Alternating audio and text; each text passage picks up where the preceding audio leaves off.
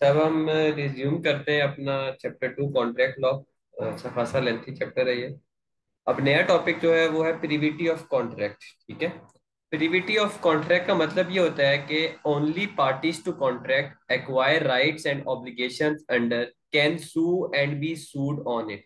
यानी कि जिन दो लोगों के दरमियान कॉन्ट्रैक्ट हुआ है उन्हीं के पास ये उनके पास ही ये राइट्स और ऑब्लिगेशन है, जितने भी कॉन्ट्रैक्ट के उन दोनों के पास ही है। ठीक है। और वही जो है एक दूसरे को, या तो एक पार्टी दूसरे को सू कर सकती है। ठीक है। तो आपस में एक दूसरे को सू भी वही कर सकते हैं।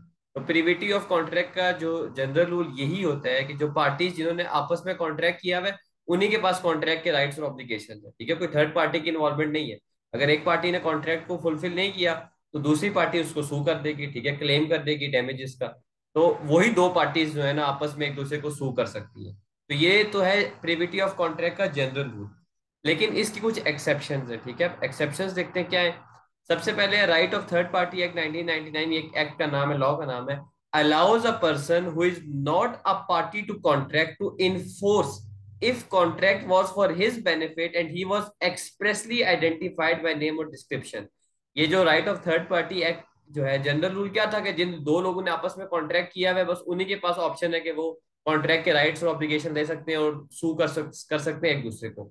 अब ये एक्ट ये कहता है कि एक बंदा जो कि पार्टी टू कॉन्ट्रैक्ट नहीं है लेकिन उसके पास भी इसकी प्रीविटी आ सकती है, वो भी राइट्स को वो भी इन्फोर्स कर सकता है कॉन्ट्रैक्ट, अगर जो कॉन्ट्रैक्ट दो बंदों ने किया हुआ है वो उस बंदे की तीसरे बंदे के बेनिफिट के लिए किया हुआ था और वो बंदा जो है वो एक्सप्रेसली आइडेंटिफाइड था उस कॉन्ट्रैक्ट में। ठीक है। मिसाल के तौर पर यहाँ पर एक केस था, एक बेवा का केस था। ठीक है।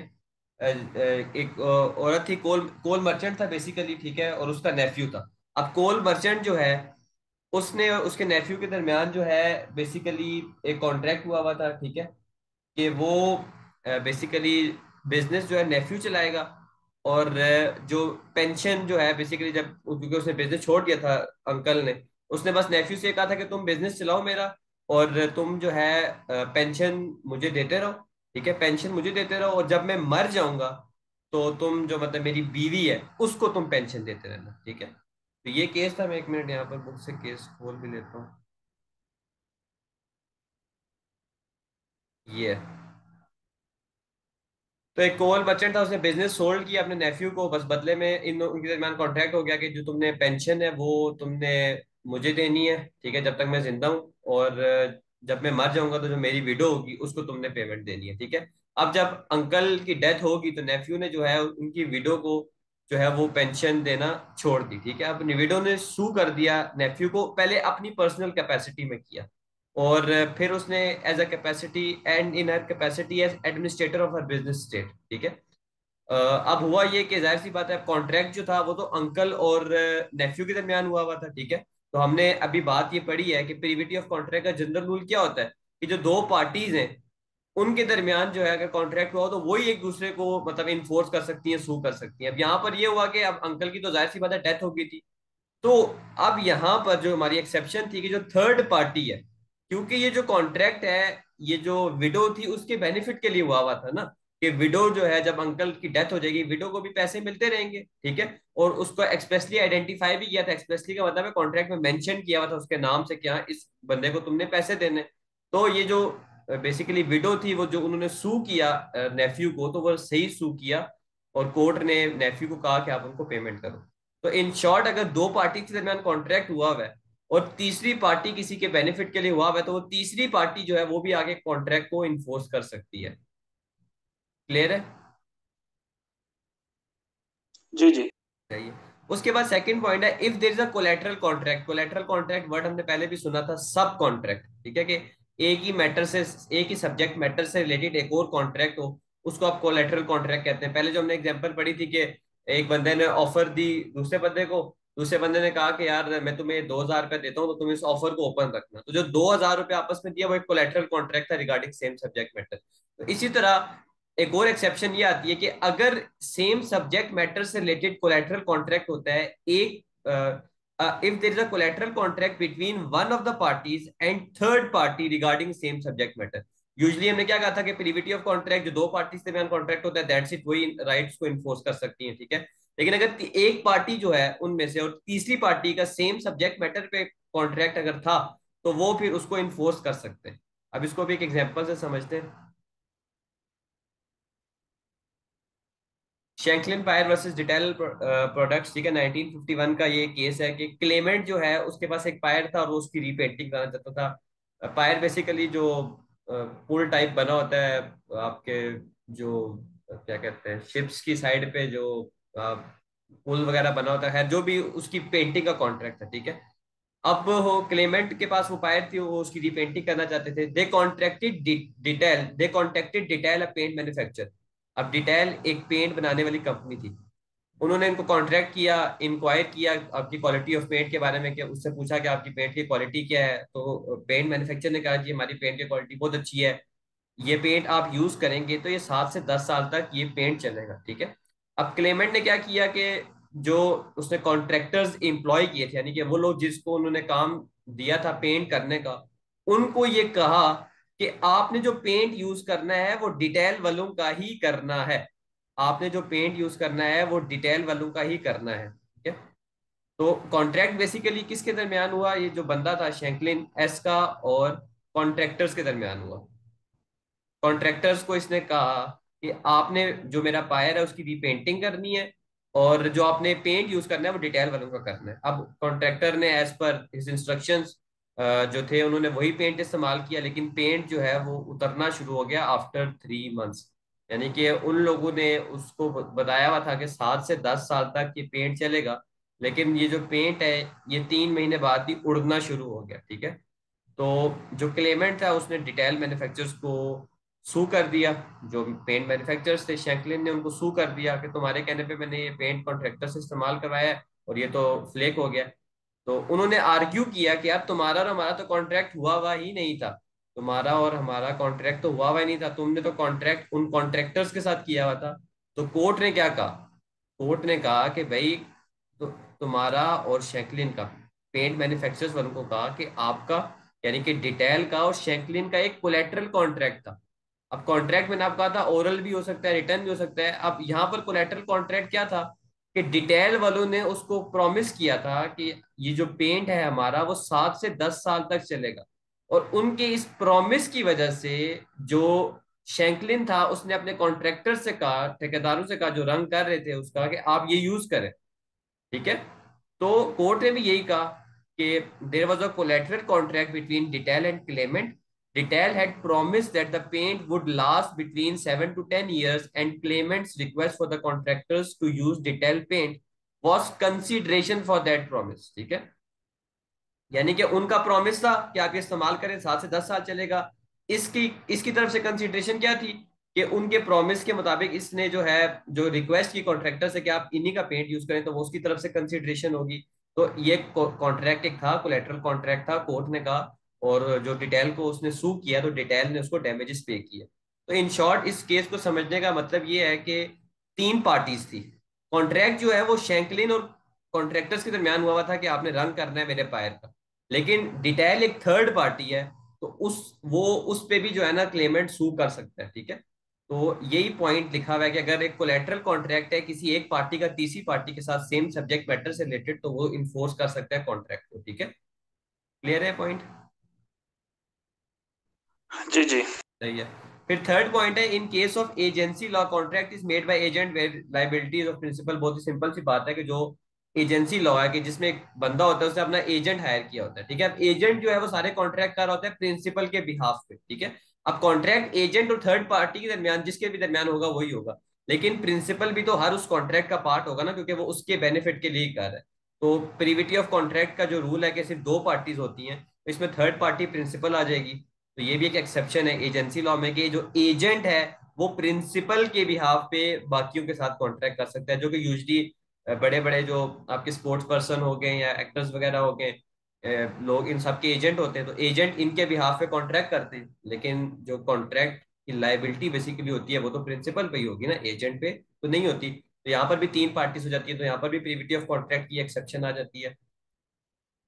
उसके बाद है land law. In land law restrictive covenants, covenants का मतलब होता है rules runs with the land to which they relate. Land law में ये होता है कि एक लैंड जो है अगर एक कोई लैंड है, उस लैंड से रिलेटेड कोई रिस्ट्रिक्टिव कोविनेंट है, यानी कि कोई ऐसा रूल सेट किया हुआ है कि इस लैंड से रिलेटेड है, तो वो रूल हमेशा के लिए चलता रहेगा। बेशक वो लैंड फ्यूचर में कितने मर्जी ओनर्स के पास चला जाए। मैंने वो जमीन आपको बेची, आपने तीसरे को बेची, तीसरे ने चौथे को बेची, चौथे ने पांचवे को बेची, लेकिन जो वो रिस्ट्रिक्टिव कोविनेंट लगा हुआ है ना, रिस्ट्रिक्शन जो लगाई हुई है, जो रूल एक बना हुआ है उस लैंड के ऊपर, वो एप्लीकेबल होगा हर फ्यूचर ओनर पे, ठीक है। तो देखिए, मेरा फॉर एग्जांपल वो लैंड था, उस पर रिस्ट्रिक्टिव कोविनेंट लगा हुआ है। अब वो लैंड मैंने आपको बेच दिया, कॉन्ट्रैक्ट तो आप और मेरे दरमियान हुआ हुआ है ना। तो अब आपने आगे फर्दर वो किसी और को बेच दिया, तो तीसरी पार्टी आ गई, फिर तीसरे ने आगे फॉर एग्जांपल चौथे को बेच दिया। तो देखे ना, जो प्रीविटी ऑफ कॉन्ट्रैक्ट का जनरल रूल है, वो तो ये था ना कि सिर्फ दो पार्टीज जो है वो कॉन्ट्रैक्ट को इन्फोर्स कर सकती है, लेकिन यहाँ पर पार्टीज काफी चेंज होती रही। लेकिन जो रिस्ट्रिक्टिव कोविनेंट है ना, वो लैंड के साथ चलता रहता है। तो उस रिस्ट्रिक्टिव कोविनेंट यानी कि जो रिस्ट्रिक्शन लगाई हुई है उस लैंड से रिलेटेड, उसको फॉलो करना हर फ्यूचर ओनर पे लाजमी है, ठीक है। अब इसका केस केस स्टडी से इसको देख लेते हैं। एक ओनर था जिसके पास लैंड थी, उसने प्रॉपर्टी को सेल किया और उसने एक कोविनेंट लगाया, एक कोविनेंट यानी कि रिस्ट्रिक्टिव कोविनेंट, एक रिस्ट्रिक्शन लगाई कि यार जो लैंड तुम्हें मैं बेच रहा हूँ ना, जितना भी, उसमें से कुछ हिस्सा जो है ना, वो उसमें तुम कंस्ट्रक्शन नहीं कर सकते, क्योंकि वो फॉर एग्जाम्पल प्लेयर ग्राउंड वहां पर होगा, बच्चों के लिए पार्क होगा, ठीक है। जो लैंड तुम्हें मैं 20 कनाल दे रहा हूँ, उसमें जो कुछ हिस्सा है, जो तुम जो मर्जी कंस्ट्रक्शन करो, लेकिन एक हिस्सा जो है तुमने वो छोड़ के रखना है, वो बच्चों के लिए एज अ पार्क के तौर पर जो है वो इस्तेमाल होगा, ठीक है। अब यही हुआ कि उनके दरमियान कॉन्ट्रैक्ट हो गया।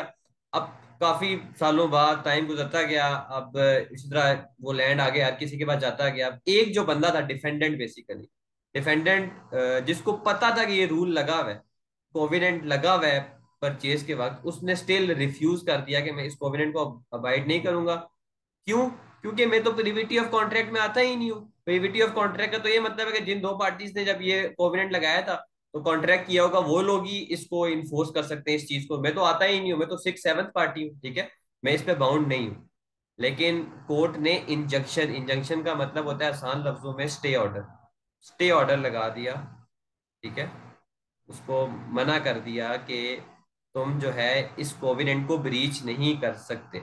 बेशक तुम जो है फिफ्थ सिक्स पार्टी थी, लेकिन तुम प्रीविटी ऑफ कॉन्ट्रैक्ट में आती हो। क्यों?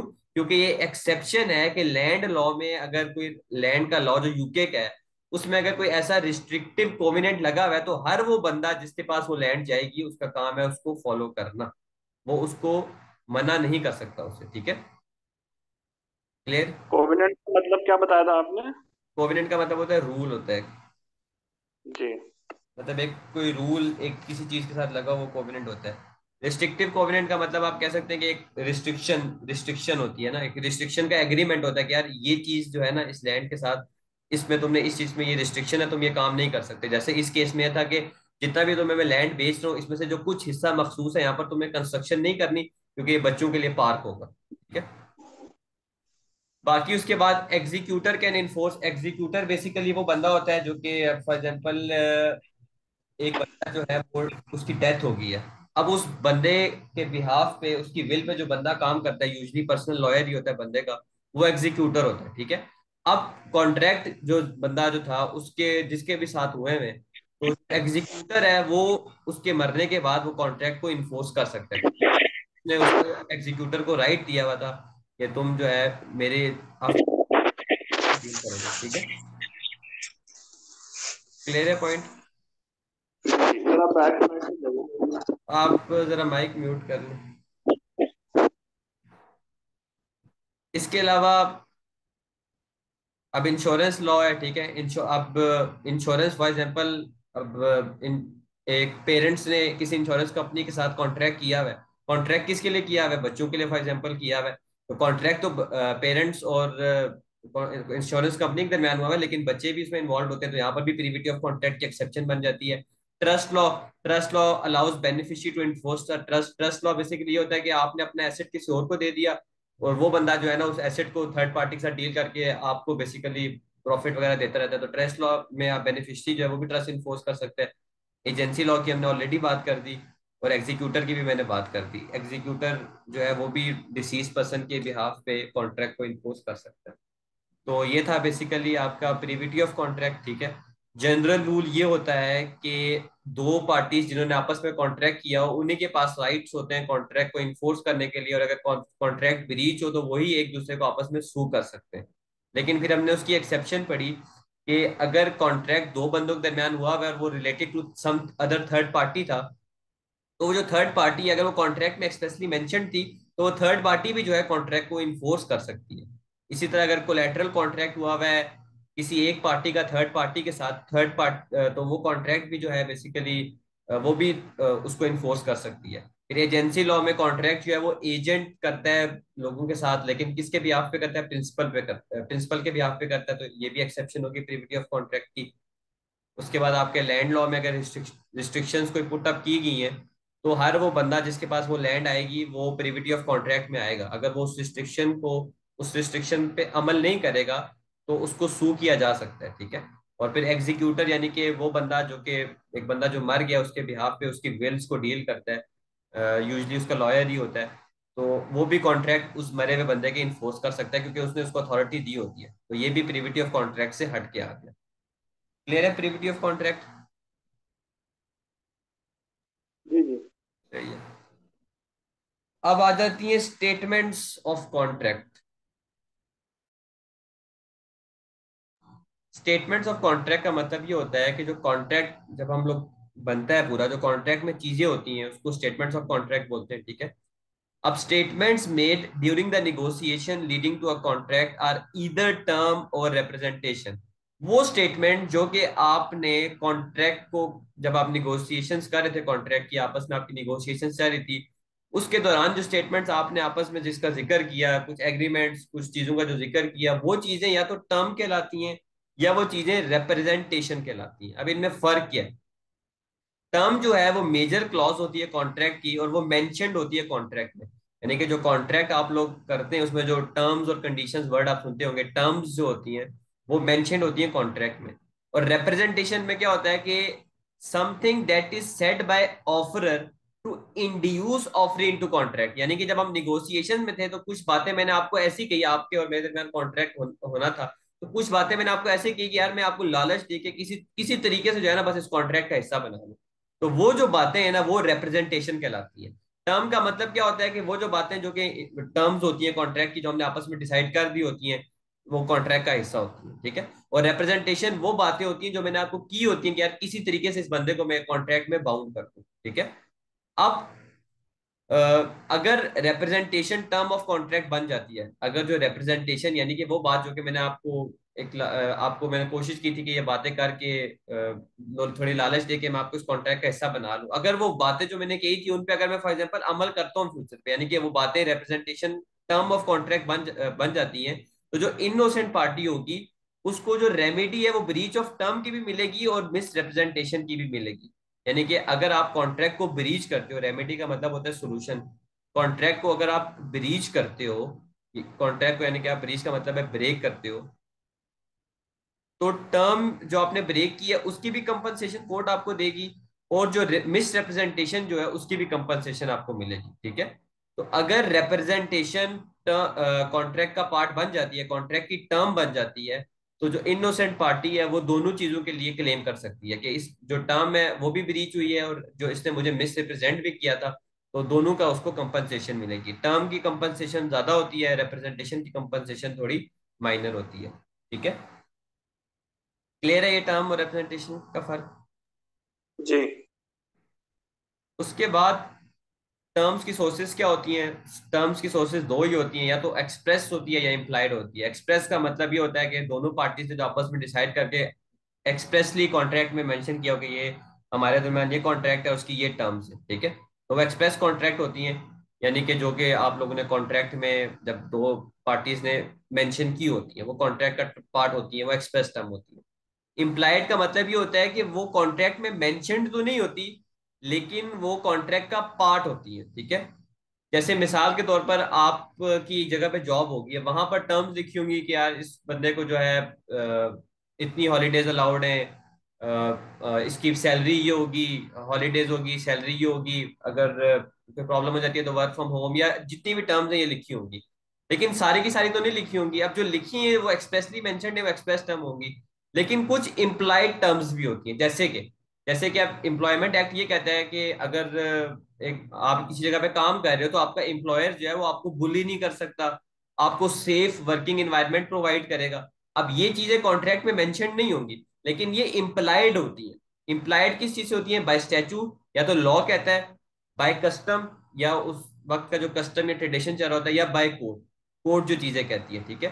तो इम्प्लाइड टर्म्स का मतलब ये होता है कि जो आपने कॉन्ट्रैक्ट में लिखी हुई तो नहीं होती, लेकिन वो कॉन्ट्रैक्ट का पार्ट होती है। अब मिसाल के तौर पर आप बर्गर लेने जाते हैं किसी भी जगह पे, अब रिसीट पे ये नहीं लिखा होता कि जी जो बर्गर आपको हम दे रहे हैं उसमें जो सामान इस्तेमाल हुआ है वो पुराना है या पुराना नहीं है, ठीक है। अब उस सामान जो भी इंग्रेडिएंट इस्तेमाल हुए हैं उनको पुराना नहीं होना चाहिए। तो ये इम्प्लाइड टर्म है कि बेशक कॉन्ट्रैक्ट में या जो रिसीट है उसमें ये नहीं लिखा हुआ कि यार बर्गर जो है वो खराब भी हो सकता है, लेकिन उसको खराब तो नहीं होना चाहिए ना।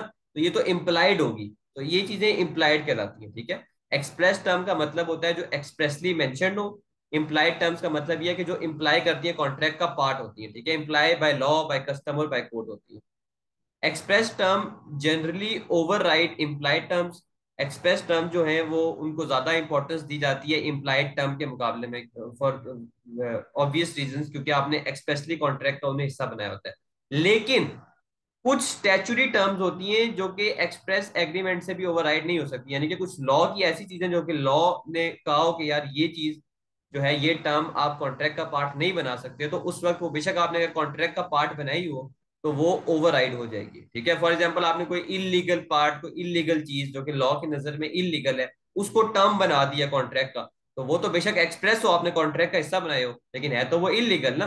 तो वो फिर ओवरराइड कर देगी लॉ, लॉ उसको ओवरराइड कर देगा, लॉ कहेगा कि यार ये टर्म नहीं हो सकती। तो टर्म दो तरह की होती है, एक्सप्रेस और इम्प्लाइड। एक्सप्रेस का मतलब होता है जो कॉन्ट्रैक्ट में एक्सप्रेसली मेंशन्ड होती है। इम्प्लाई का मतलब होता है जो कि मेंशन तो नहीं होती लेकिन पार्ट ऑफ कॉन्ट्रैक्ट होती है, by law, by tradition and custom, या बाय कोड, ठीक है। क्लियर है ये आपको? जी जी। इसके बाद टाइप्स ऑफ टर्म, ये बड़ा इंपॉर्टेंट है, ये अच्छे तरीके से समझना है, यहाँ पर कोई प्रॉब्लम है तो आपको पूछना है।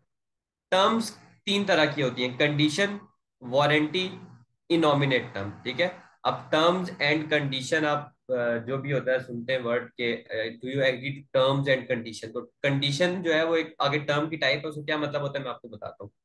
कंडीशन जो है वो most important term of contract होती है। जो कॉन्ट्रैक्ट में जो टर्म्स लिखी होती है उनमें से जो सबसे ज्यादा इंपॉर्टेंट टर्म होती है वो आपकी कंडीशन कहलाती है, ठीक है। अगर कोई उस कंडीशन को तोड़ता है तो रेमेडी क्या होगी? कैन बी डैमेज, डिस्चार्ज और बोथ। रेमेडी, उसका सोल्यूशन ये होगा कि इनोसेंट पार्टी जो है वो डैमेजेस भी क्लेम करेगी, ये फाइनेंशियल कंपनसेशन भी दो। इनोसेंट पार्टी कॉन्ट्रैक्ट को खत्म भी कर सकती है, उसी वक्त सीज कर सकती है, और दोनों काम कर सकती है, कॉन्ट्रैक्ट भी खत्म कर सकती है और साथ पैसे भी क्लेम कर सकती है। तो अगर एक टर्म कंडीशन है यानी कि मोस्ट इंपॉर्टेंट टर्म है और वो कोई ब्रीच करता है, तो इनोसेंट पार्टी जो है वो कॉन्ट्रैक्ट को खत्म भी कर सकती है, वो पैसे भी कोर्ट में जाके क्लेम कर सकती है और दोनों काम भी कर सकती है। वो कहेगी कि कॉन्ट्रैक्ट हमारा खत्म हो गया, तुम्हें मैं सू करता हूँ, तुम मुझे फाइनेंशियल कंपनसेशन दो, ठीक है। तो इसीलिए आपको डिफरेंशिएट करना बहुत जरूरी है कंडीशन और वारंटी में, ठीक है। तो अब इसको मैं आपको केस से एक समझाता हूँ, केस स्टडी है। इसको दोबारा जरा रिपीट कीजिएगा उसको। मैं रिपीट भी करता हूँ, एक मिनट में केस भी खोल लूँ मैं।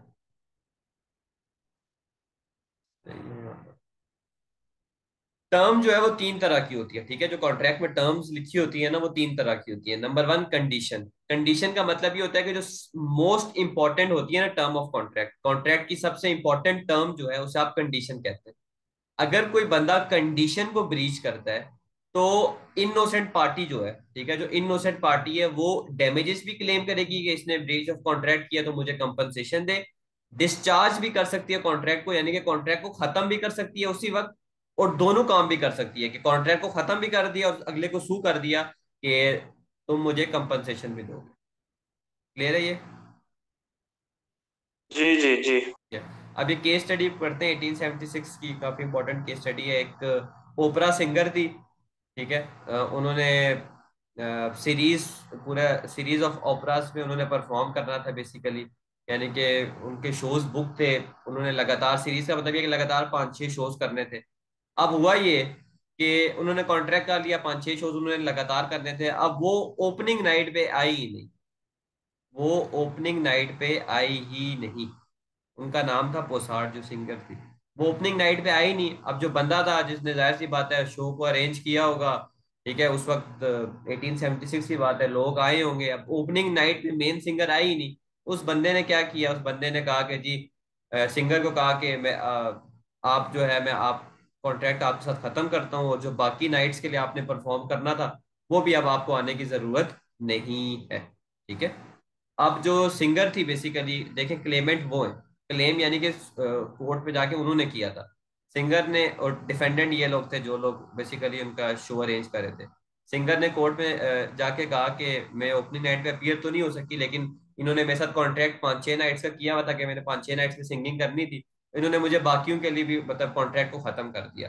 तो कोर्ट ने कहा कि ओपनिंग नाइट पे जो आना, जो आपकी ऑब्लिगेशन थी, ये कंडीशन थी, ये most important term of contract थी। जो लोग, उन लोगों ने जो शो अरेंज किया होगा, मेन चीज तो होती ओपनिंग नाइट है। ठीक है, ओपनिंग नाइट होती है, वहीं से क्राउड का इंटरेस्ट डेवलप होता है, फिर फर्दर परफॉर्मेंस होती है, क्राउड ज्यादा आता है। अब ओपनिंग नाइट पे ही मेन सिंगर नहीं आया, तो जाहिर सी बात है, ये तो इंपॉर्टेंट टर्म थी, ये ऑब्लिगेशन तो आपको हर सूरत में फुलफिल करनी थी। तो कोर्ट ने कहा कि ये जो ऑब्लिगेशन है, ये ओपनिंग नाइट पे आने की ये कंडीशन थी, जो आपने फुलफिल नहीं की, तो इनोसेंट पार्टी जो है वो कॉन्ट्रैक्ट को एंड कर सकती थी। ठीक है, और उन्होंने कोई ब्रीच नहीं किया कि आपको, जो उन्होंने कहा है कि जी हमें आपकी बाकी नाइट्स की परफॉर्मेंस नहीं चाहिए। क्लियर है केस? जी जी। चलिए, उसके बाद आता है वारंटी। वारंटी बेसिकली क्या होता है? Less important term that is incidental to main purpose of contract, यानी कि जो कॉन्ट्रैक्ट है उसमें जो लेस इंपॉर्टेंट टर्म होती है उसको आप वारंटी बोलते हो। और वारंटी अगर कोई तोड़ता है, यानी कि लेस इंपॉर्टेंट टर्म तोड़ता है, तो इनोसेंट पार्टी सिर्फ डैमेजेस क्लेम कर सकती है। मतलब सिर्फ उस चीज को तोड़ने के पैसे क्लेम कर सकती है, कॉन्ट्रैक्ट खत्म नहीं कर सकती। तो ये फर्क है कंडीशन और वारंटी में।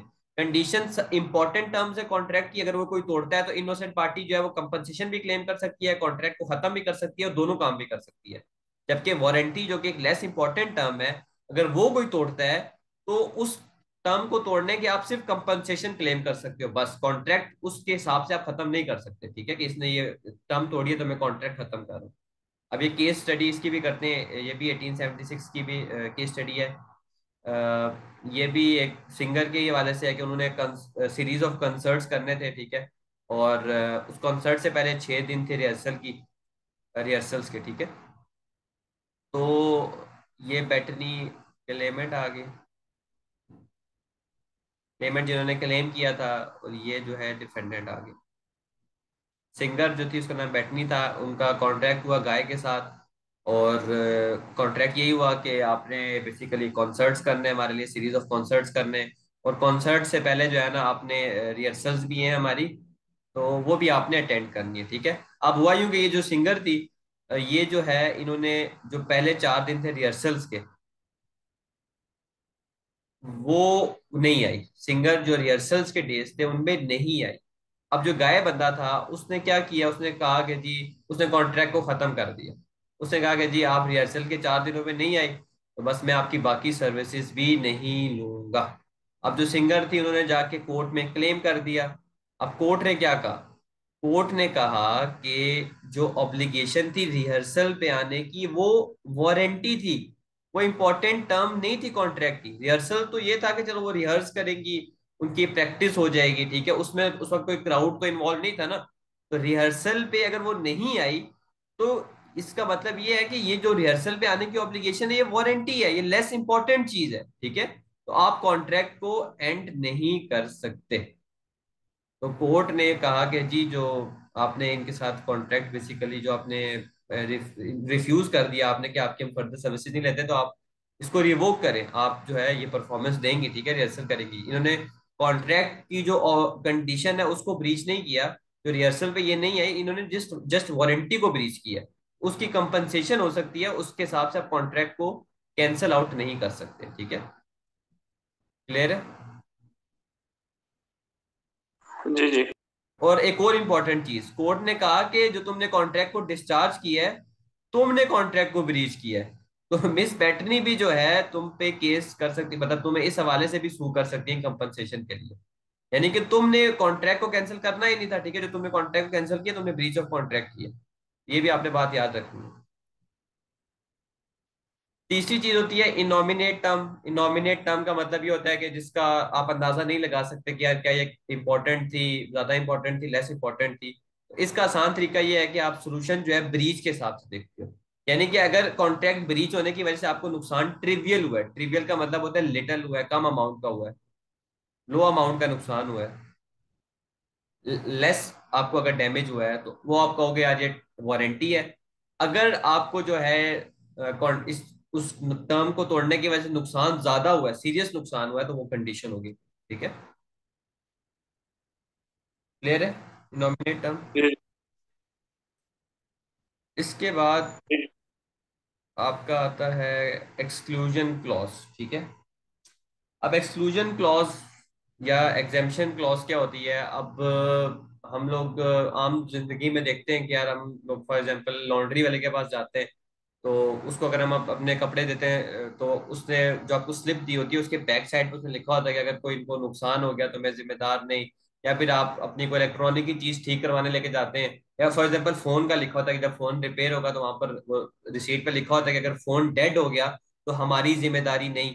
तो ये जो क्लॉज है ना, ये आपकी एक्सक्लूजन क्लॉज कहलाती है, या इसको आप एग्जेम्पशन क्लॉज भी कहते हो। ठीक है, exclusion clause, also known as exemption clause, is term that seeks to exclude or limit parties liability for breach of contract।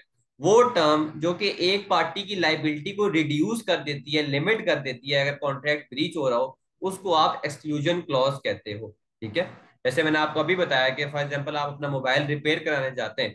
ठीक है, आप मोबाइल जब आपने रिपेयर कराया, तो जो रिसीट आपको वो देता है या वहां पर वो लिखा हुआ भी होता है नोटिस में कि अगर जो मोबाइल रिपेयर के दौरान डेड हो गया तो हम लोग लायबल नहीं होंगे। तो उन्होंने अपनी जो लाइबिलिटी थी उसको क्या कर दिया, एक्सक्लूड कर दिया। तो ये चीज एक्सक्लूजन क्लॉज कहलाती है। तो तब अगर आपका फोन डेड हो जाए तो आप जो है उन पे क्लेम नहीं कर सकते, उनके खिलाफ केस नहीं कर सकते। तो ये चीज एक्सक्लूजन क्लॉज कहलाती है। क्लियर है एक्सक्लूजन क्लॉज। जी जी अब एक्सक्लूजन क्लॉज कोई भी सेट करते हुए कुछ रूल्स होते हैं जिनको आपको फॉलो करना होता है। There are rules that needs to be followed while setting out exclusion clause. दो तरह के रूल्स होते हैं, एक होते हैं कॉमन लॉ रूल्स, एक होते हैं स्टैट्यूटरी रूल्स। अब वन बाय वन डिस्कस करते हैं। कॉमन लॉ रूल्स क्या होते हैं? कॉमन लॉ रूल्स होते हैं in order to be valid exclusion clause, अगर जो आपने एक्सक्लूजन क्लॉज बनाई है वो उसको अगर वैलिड होना है तो उसको दो कंडीशन को सेटिस्फाई करना पड़ेगा। Number one, must be incorporated into contract. ये इनकॉर्पोरेशन कंट्रोल होता है कि उसको कॉन्ट्रैक्ट का हिस्सा बनाना है, यानी कि अगली पार्टी को पता हो कि यार ये एक्सक्लूजन क्लॉज कॉन्ट्रैक्ट का पार्ट है। दूसरा, wordings must cover the loss. इसको इंटरप्रिटेशन कंट्रोल बोलते हैं कि एक्सक्लूजन क्लॉज जो है वो तुमने टेढ़ी मेढ़ी नहीं बनानी, क्लियर एंड कट बनानी है कि अगर ये हो गया तो इसके जिम्मेदार हम नहीं है। ठीक है, क्लियर टर्म्स में तुमने बतानी है। ये दो रूल्स है। अब पहले इनकॉर्पोरेशन रूल पे बात करते हैं। अब आप कैसे इनकॉर्पोरेट कर सकते हो एक्सक्लूजन क्लॉज को? तो आसान सा तरीका सिग्नेचर का। जब कॉन्ट्रैक्ट हो रहा है तो उसमें आपने एक्सक्लूजन क्लॉज डाल देनी है कि आप और मेरे दरमियान ये कॉन्ट्रैक्ट हुआ है, अगर ये हो गया, अगर ये नेग्लिजेंस होगी तो हम लोग जिम्मेदार नहीं होंगे। और दूसरी पार्टी ने साइन कर दिया तो ठीक है, उनके नोटिस में आ गया। तो clause is incorporated by signature even if signatory did not read और अंडरस्टैंड डॉक्यूमेंट। हाँ, अब अगर एक ऐसा केस आया कि जिसमें दो पार्टी के दरमियान कॉन्ट्रैक्ट हुआ, कॉन्ट्रैक्ट में एक्सक्लूजन क्लॉज डली हुई थी, अब दूसरी पार्टी ने साइन कर दिया, बाद में जब वो नेग्लिजेंस हुई, दूसरी पार्टी को नुकसान हुआ, कोर्ट में गई, तो कोर्ट ने तो कहा कि यार कॉन्ट्रैक्ट में लिखा हुआ था एक्सक्लूजन क्लॉज कि अगर नुकसान हो गया तो हमारी जिम्मेदारी नहीं है। तो उसने कहा कि जी मुझे तो कॉन्ट्रैक्ट पढ़ना ही नहीं आता, हमें तो कॉन्ट्रैक्ट पढ़ना ही नहीं आता। तो कोर्ट ने कहा कि this is not the problem of court. जहालत जो है वो कोई एक्सक्यूज नहीं है। अगर कॉन्ट्रैक्ट में एक्सक्लूजन क्लॉज मेंशन थी और तुमने साइन किया हुआ था, बेशक तुम्हें वो पढ़ना ना आती हो, लेकिन तुमने जो साइन किया हुआ था तो इसका मतलब है दूसरी पार्टी ने इनकॉर्पोरेट की हुई थी एक्सक्लूजन क्लॉज, और जो है तुम अब डैमेजेस क्लेम नहीं कर सकते। क्लियर है पहली चीज। जी जी दूसरा है बाय नोटिस। नोटिस के थ्रू दूसरे को बताना क्या एक्सक्लूजन क्लॉज है। Reasonable steps should be taken to bring exclusion clause to attention of other party. A clause can be incorporated by notice if it was given before making a contract. दो बातें। पहली बात ये कि reasonable steps आपने लेने के अगली पार्टी को पता चल जाएगा यार कि एक्सक्लूजन क्लॉज ये है। और दूसरी बात ये है कि कॉन्ट्रैक्ट से पहले पता होना चाहिए उसे, ठीक है, कॉन्ट्रैक्ट से पहले पता होना चाहिए। आपको मैंने एग्जांपल दी अभी इसकी मोबाइल रिपेयरिंग की। अब मोबाइल रिपेयरिंग का कॉन्ट्रैक्ट हमारा कब होता है? जब हम जाते हैं उसके पास और जाके हम लोग जो है वो उसको मोबाइल देते हैं, वो हमें रिसीट देता है, तो उस वक्त कॉन्ट्रैक्ट होता है। अब एक्सक्लूजन क्लॉज को जो है कॉन्ट्रैक्ट के वक्त या उससे पहले आपने नोटिस में लाना है बंदे के। अगर उस बंदे ने, आप जाते हो शॉप पे, सामने उसने बोर्ड लगाया होता है कि अगर ड्यूरिंग द, अगर ये मसला हो गया, अगर मोबाइल आपका डेड हो गया तो मैं जिम्मेदार नहीं हूँ, तो फिर तो उसने बाई नोटिस में ले आया, उसने रीजनेबल स्टेप्स लिए, सामने नजर आ रहा है, उसने लिखा हुआ है। तो फिर अगर आपका मोबाइल डेड हो गया तो आप उस पर केस नहीं कर सकते। लेकिन अगर उसने रीजनेबल स्टेप नहीं लिए हुए थे, अब उसने दीवार के किसी दूसरे कोने पे जहां पर कस्टमर की नजर भी नहीं पड़ती वहां पर लिखा हुआ था, ठीक है, तो फिर कोर्ट यही कहेगी कि यार तुमने रीजनेबल स्टेप नहीं लिए थे कि उसको बता सको एक्सक्लूजन क्लॉज के बारे में, तो फिर जो है ना आप उस पर केस कर सकते हो। तो नोटिस में लाने के लिए आपने ये इंश्योर करना है कि कॉन्ट्रैक्ट होते वक्त या कॉन्ट्रैक्ट से पहले वो एक्सक्लूजन क्लॉज उस बंदे के नोटिस में होनी चाहिए। सही है। अब एक रेलवे टिकट है, तो रेलवे टिकट के बैक पे एक्सक्लूजन क्लॉजेस लिखी होती हैं। अब यहाँ पर एक रियल लाइफ केस था, मैं एक मिनट यहाँ पर खोलता हूँ, एक्सक्लूजन क्लॉज के हवाले से ही था। हाँ, ये एक थॉमसन थी, उन्होंने रेलवे टिकट लिया, उसके बैग पे लिखा हुआ था कि अगर ड्यूरिंग द ट्रेवल कोई आपको लॉस हो जाता है, कोई नुकसान हो जाता है, तो हम लोग रिस्पॉन्सिबल नहीं होंगे, ठीक है। अब हुआ ये कि उनको पता नहीं था, उन्होंने टिकट ले लिया और वो इंजर्ड होगी, जो थॉमसन थी, मिस थॉमसन थी, वो इंजर्ड होगी, और उन्होंने रेलवे वालों से क्लेम कर दिए डैमेजेस। रेलवे वालों ने कहा कि जो टिकट हमने इनको दिया था वो हमारा और इनके दरमियान कॉन्ट्रैक्ट था, टिकट के बैग पे लिखा हुआ था कि जी अगर डैमेज हो गया तो हम रिस्पॉन्सिबल नहीं है, तो हमने तो रीजनेबल स्टेप लिए कि एक्सक्लूजन क्लॉज को पैसेंजर के अटेंशन पे लाएं, तो इसका मतलब है कि एक्सक्लूजन क्लॉज इनकॉर्पोरेट हुई भी थी। तो अब अगर उन्होंने देखा नहीं तो ये तो उनकी गलती है ना, हमने तो रीजनेबल स्टेप लिए हुए थे, टिकट के बैग पे लिखे हुए थे। तो ये फिर कोर्ट ने कहा कि आप डैमेजेस क्लेम नहीं कर सकते। क्लियर है भाई नोटिस का भी? जी सही है। अब यहाँ पर एक और इम्पोर्टेंट बात लिखी हुई है, ये पढ़े जरा, है क्या लिखा हुआ है, Olley versus Marlborough court case. A clause can be, A clause can be incorporated by notice provided it was given before making the contract. A notice in a hotel room did not exclude liability as the contract was made at the reception desk. ये, अब वो कह रहा है कि जो notice है वो अपने कॉन्ट्रैक्ट जो है उससे पहले बंदे की नोटिस में चीज लानी है, ठीक है। अब यहाँ पर जो है एक बंदे ने होटल में कमरा लिया और रिसेप्शन डेस्क पे जो है कॉन्ट्रैक्ट बेसिकली हुआ होगा, उसने पैसे दिए होंगे और उसने रूम लिया होगा। अब नोटिस बोर्ड जो है उन्होंने रूम के बाहर लगाया हुआ, तब ये कोई केस कुछ ऐसा था कि बंदे ने कॉन्ट्रैक्ट किया, उस वो जब उसका सामान चोरी हो गया बेसिकली ना। अब रिसेप्शन पे कॉन्ट्रैक्ट हुआ हुआ था, अब उस वक्त उन्होंने नोटिस में के सामने लिखा हुआ नहीं था कि अगर सामान आपका चोरी हो गया तो हम रिस्पॉन्सिबल नहीं होंगे। लेकिन जो कमरा था सेकंड स्टोरी में, उस कमरे के बाहर लिखा हुआ था कि जी अगर नुकसान आपका हो गया तो हम जिम्मेदार नहीं है। तो कोर्ट ने कहा भाई तुम जिम्मेदार हो, क्यों? क्योंकि कॉन्ट्रैक्ट करने से पहले, यानी कि नीचे जहां पर रिसेप्शन था वहां पर तुम्हें नोटिस देना चाहिए था, तुमने कॉन्ट्रैक्ट करके बाद में नोटिस दिया। तो फिर जो कोर्ट बेसिकली जो होटल वाले थे उन्होंने उसको फिर डैमेजेस पे किए, ठीक है। क्लियर है ये चीज? जी जी